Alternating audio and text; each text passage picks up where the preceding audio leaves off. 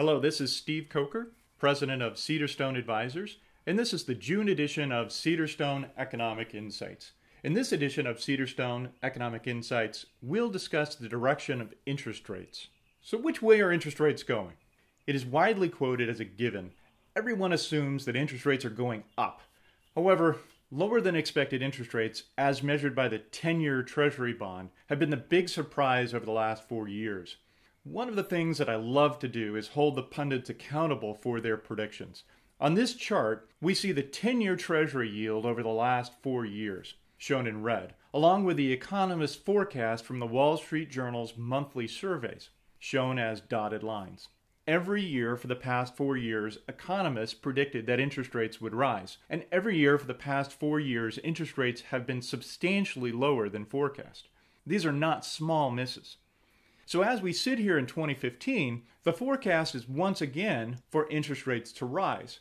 I think it is worthwhile to take a look at why the pundits have been wrong and why interest rates may not rise as quickly as many assume.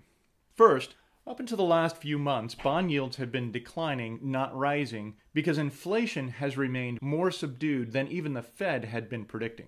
Secondly, the demand for bonds in the United States has been heavy in the face of extremely low yields in the rest of the developed world. Let's take a look at these issues in turn. The first reason the pundits were wrong is that inflation has remained far lower than expected. This chart shows inflation, as measured by CPI, and the real 10-year U.S. Treasury bond yield. Let me explain what I mean by real. In theory, a lender, or owner of a 10-year U.S. Treasury bond, should require a real rate of interest for the use of his money over the term of the loan, plus compensation for the loss of purchasing power, an inflation premium. You can think of this as what I'm earning on my money and what I'm being compensated for inflation. With the latest CPI reading of negative 0.1% year over year, the real yield has climbed to 2.3%, in line with the past decade's average, meaning that interest rates have already quote-unquote normalized on a real basis. Said another way, the main reason for interest rates to go up from here would be inflation.